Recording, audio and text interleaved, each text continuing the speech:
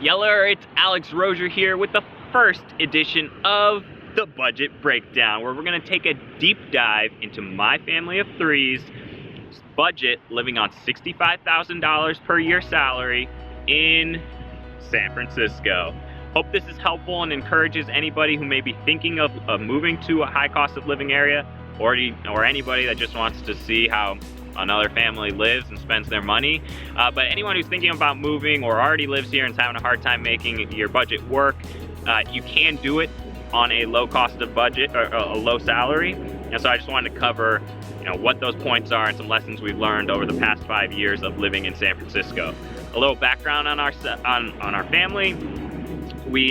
I work for a tech startup.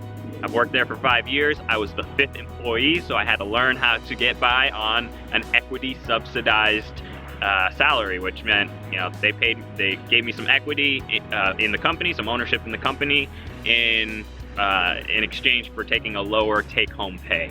If you're thinking about moving to a high cost of living area, you probably already know this. $65,000 salary is right around the national average. It's a little bit higher than the national average for income in America. But in a high cost of living area, the average is about 50% higher than $65,000 per year. So that would be equivalent to making about $40,000 per year other places in the country. So just some context. Let's dive into the 10 lessons. And as always, smash that free 99 like button down below. And if you have any questions, comment. I'm here to help.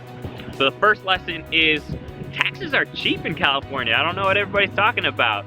The reason I mentioned this first is everybody talks about how expensive California taxes are, and we only pay about 10% of our taxes. Obviously, if you're making more than 65 grand, you're gonna pay anywhere from 30 to 50% of your income towards taxes.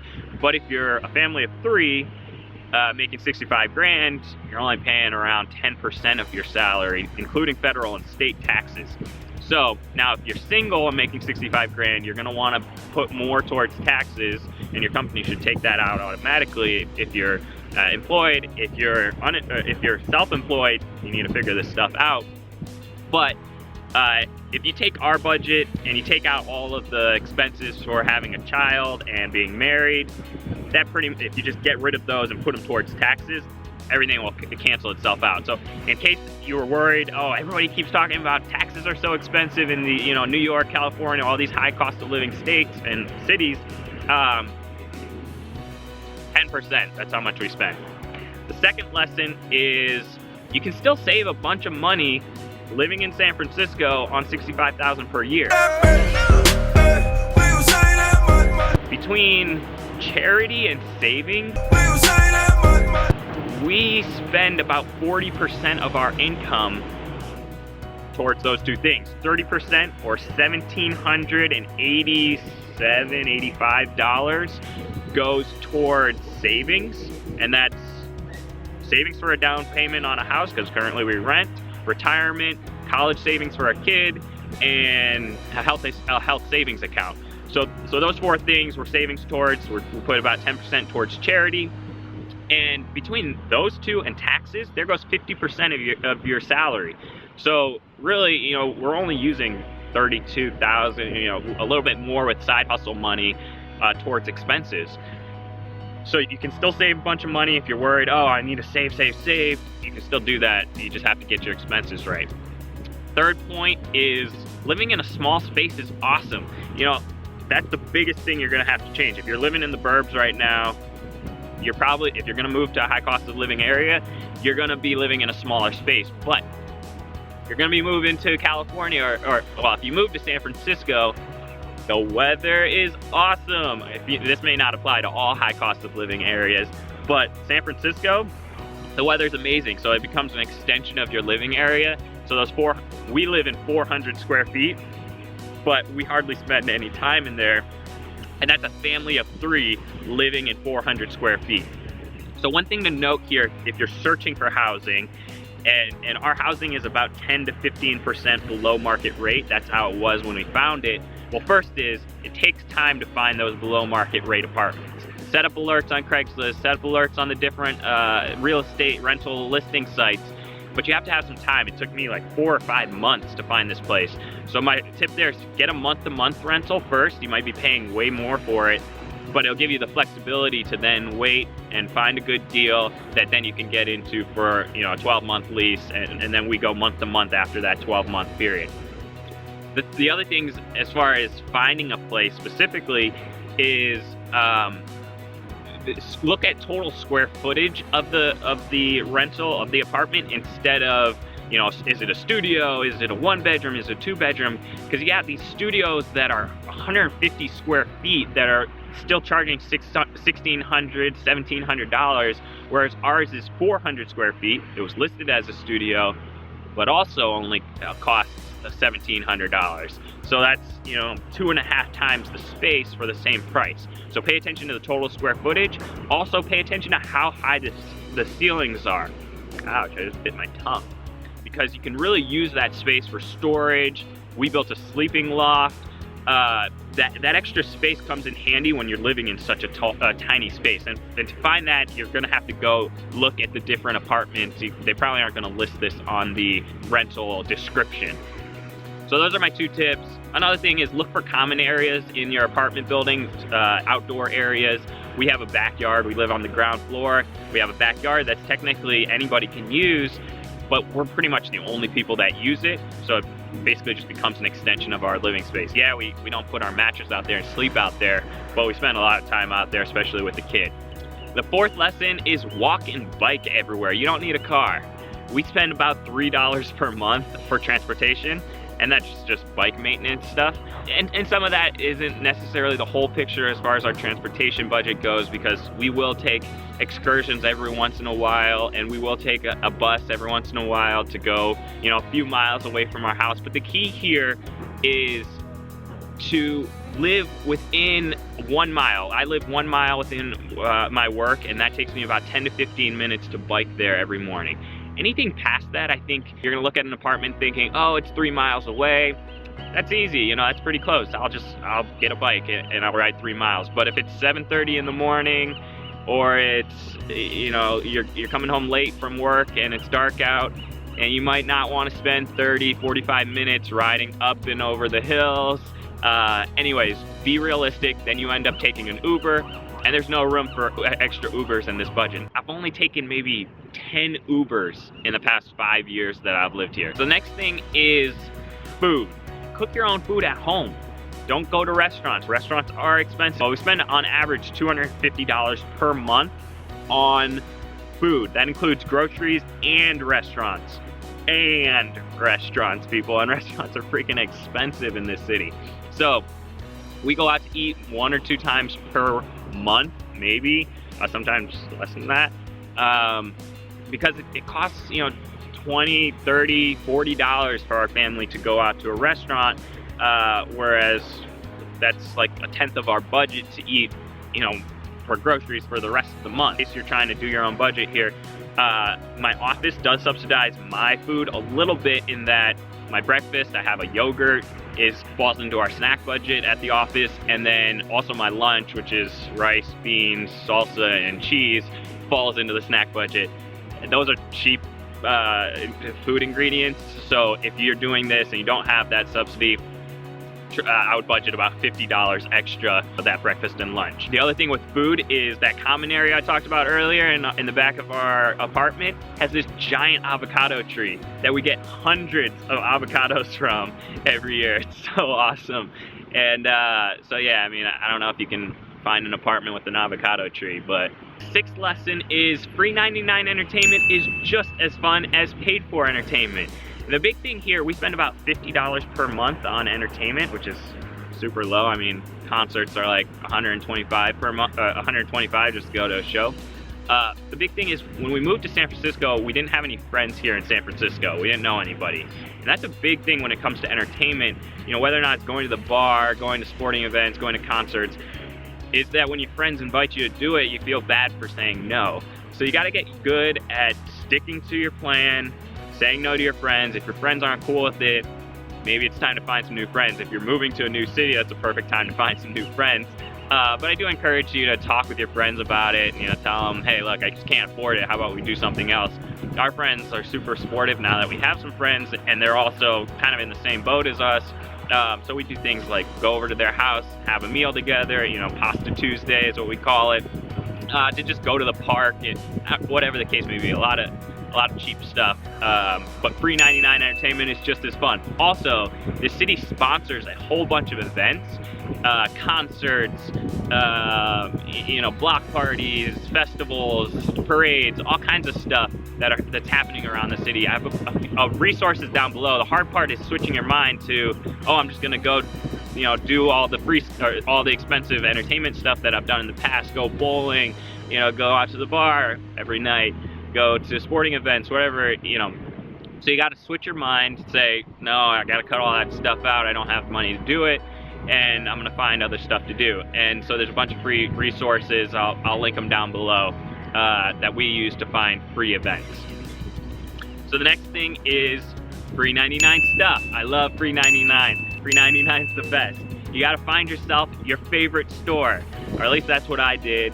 And the favorite store is the place in our apartment building where people put their old crap that they don't want anymore. You know, if they're moving out or they just don't want it, but it's not quite trash, they put it in this space. The space says don't put any crap here, but everybody does it and always fills up with crap. And I always find good stuff there. I found this shirt there. I got this jacket from an old startup I used to work for part-time, you know, after work. So yeah, find free 99 stuff. Get yourself a favorite store. And this may be in your apartment building, this may be a Facebook group, this may be used stuff that you have to pay a little bit of money for. There's tons of extra stuff. Everybody has tiny space here in the city, so they always buy too much and then they're always looking to get rid of it. A couple tips here are for our 20-month-year-old, we haven't spent any money on stuff for him. Yeah, we spent money on his diapers, his wipes, and food, and healthcare costs. Besides that, though, all of his clothes, all of his toys, his stroller, his car seat, his crib, his change, all of those expenses we've gotten for free. There's this crazy Facebook group. It's like more than 10,000 people, families in the city. They're all exchanging the extra stuff, especially for kids, because they go through, they grow out of their stuff, they grow out of their toys so quickly, and you're constantly having to get new stuff, so you don't need it. Everybody's just swapping their stuff, like 50 times a day, somebody's posting. Different people are posting saying, hey, I got this, I got this, I got this. And you can just say, okay, I want it. So you can get a bunch of stuff for free. We've saved a lot of money doing that. But the thing is here, you have to, again, just like the entertainment where you had to switch your mind and say, oh, I'm not gonna go to my favorite concert. Same thing here, you have to switch your mind. When you need something, you gotta switch to say, okay, I'm not just gonna run to Target and grab it. You say, hold on a second, do I need it right now? Probably not. Okay, I don't need it right now. Will it show up in my favorite store? Maybe, but I probably need it within, a month or so. So I'm gonna look somewhere else. I'm gonna post on my Facebook group saying, hey, does anybody have this? I'm gonna, do something like with laptop MacBook chargers. I've posted on the group. I've gotten like 3 MacBook chargers because those things always die. Gosh, MacBook, could you fix those chargers? But yeah.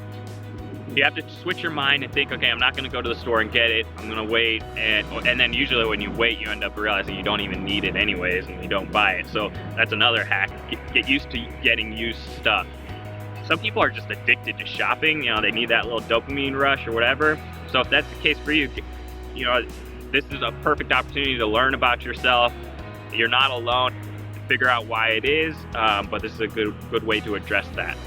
So the 8th point is, we're lucky we get some help from our family, from our parents. And I just wanted to, full transparency here. We are on our parents' phone family plan. We should fix this, because we should probably get our own family plan here. But if you're working on your own budget, you're probably gonna, it's probably gonna be another $50 per month towards the family plan. The other thing is subscriptions. A lot of people get their own Netflix. Maybe not Netflix, a lot of people mooch off Netflix, but Netflix, Spotify, Hulu, all of those we share with our parents, we mooch off our parents. If you can get their login for their cable plan, then you can go stream. A lot of the cable providers require you to have that login in order to stream sporting events or shows, live shows or whatever. So we use that. We don't pay anything for cable, any TV, anything like that. So all that we mooch off of our parents. So thank you, parents. We really appreciate it. And really, we should take over that phone bill. But so number 9 is vacation. And you don't have to spend that much on vacation, and you can still go on vacations. There's Yosemite, there's Tahoe, there's Monterey, Carmel by the Sea, even Vegas is cheap, LA is cheap. We spend anywhere, it ends up averaging out to about $250 per month to $300 per month on vacation. We start with our food budget. Our food budget and our vacation budget are the two that, if we don't spend money on food, then we put whatever's left over at the end of the month towards vacation. So depending on how fancy we get with food, if we eat out at a bunch of restaurants that month, then we don't have any money left over, then we won't move that money to vacation. We start at about $150 per month for vacation and about $300 per month on groceries. Typically we'll have $100 or $150 left over from groceries that we move over to vacation. The other thing is get that money. If you need extra money, if you find you have some extra savings goals or you'd like to pay down your debt faster, there's plenty of opportunities in the city to make some extra money. And we make anywhere between $400 to $1,000 per month beyond our base salary from extra side hustles or whatever the case may be. I love finding creative ways to make money, and I'll make more videos about how I do that in the future. But anything from startups in the city that just raised a bunch of money and need some contractors to implement their plan. This was a on-demand valet service that I worked for a few months in addition to my primary job, in the nights and weekends, and made some good money there. Another one was the electric scooter startup that came here like a year ago, dumped a bunch of scooters on the city. I was like, who's taking care of all these things? Went on Craigslist, found it where they were posting about they needed help to charge their scooters, signed up, ended up making like 10 grand that month. Charging scooters in addition to my regular job, which was more than double what I was making at my regular job. I was thinking about quitting just to go charge scooters full time. Good thing I didn't do that, because then they got kicked out of the city. But that was $10,000, which if you just take the $10,000 from that 1 month and average it over the year, you almost add $1,000 per month on extra money.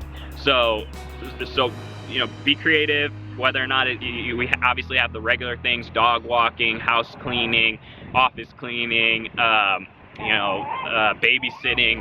So there's obviously all of that stuff, but there's tons of other opportunities for making extra cash in San Francisco. All right, guys, that does it. Those are the 10 lessons that I have looking over my budget. Hopefully that was helpful for you guys to get real, some perspective on somebody's real budget and the real numbers that we spend every month. If you have any questions, feel free to comment down below. I'm here to help. Obviously, it's not that easy to talk about not making as much as some of your peers, but listen, that's real life. I hope I'll make more in the future. Technically, yeah, my equity is worth millions, but that means nothing to us right now, obviously, as you saw, when it comes to our budget. So hopefully it was helpful. Comment down below, let me know. Get some free 99 like button down there. Google loves giving us that free stuff. Dang, that seagull is loud.